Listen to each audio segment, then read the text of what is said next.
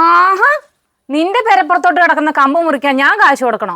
ഇത് നല്ല കൂത്താണല്ലോ. ചേച്ചിക്ക് ഒരേ ഏക്കറുള്ള സ്ഥലമുണ്ടല്ലോ. ചേച്ചിക്ക് അയൽക്കാരൻ്റെ അതിൽ തന്നെ കൊണ്ടുപോയി മരം നടന്ന എന്നെ അത്ര വാശി. ചേച്ചി എല്ലാവരും എടുത്തെടുക്കണം, വിളിച്ചില്ല എൻ്റെ അടുത്ത് എടുക്കരുട്ടോ. എന്റെ ദൈവമേ, ഈ ചെറുക്കൻ എന്നതൊക്കെയാ പറയുന്നേ? ഞാൻ എന്നെ വിളിച്ചിലെടുത്തുന്നാ? അയൽക്കാരൻ്റെ വീടിന് അപകടമുള്ള മരം മുറിച്ചു കളയുന്ന മര ഉടമയുടെ കടമയാണ്. ഇതിലൂടെ നിയമ നടപടിയൊക്കെ ഉള്ളതാണ്. എപ്പോഴും ടി വിയിലോ സീരിയലോ കാണാണ്ട് വല്ലപ്പോഴൊക്കെ ആ വാർത്ത എന്നാണ്. ഈ വീട്ടിലെ വാർത്ത ആ വീട്ടിൽ പോയി പറയും, ആ വീട്ടിലെ വാർത്ത അപ്പുറത്തെ വീട്ടിൽ പോയി പറയും, അപ്പുറത്തെ വീട്ടിലെ വാർത്ത ജനങ്ങളോട് മൊത്തം പറഞ്ഞുകൊണ്ട് നടക്കുക. ഇതിനൊക്കെ യഥാർത്ഥ വാർത്താ ചാനലൊന്ന് കാണാൻ സമയം കണ്ടത്. എടാ ചെറുക്ക, എനിക്ക് ചൊറിഞ്ഞു കയറി വരുന്നുണ്ട് കേട്ടോ.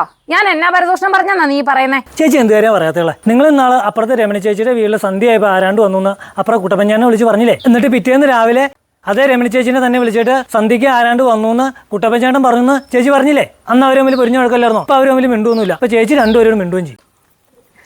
ഇതൊക്കെ ഒരു സന്തോഷമല്ലേടാ. നീ കമ്പോട്ടാ നാളെ കൊണ്ടോ, ഞാൻ പൈസ കൊടുത്തോളാം. അങ്ങനെ വഴിക്കുവാ.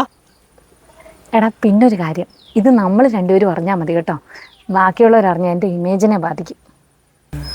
എടാ ഞാനെന്നാ പൊക്കോട്ടെ, അപ്പുറത്തെന്തോ ഒച്ച കേൾക്കുന്നുണ്ട്, എല്ലാം ഒന്ന് പോയി നോക്കട്ടെ.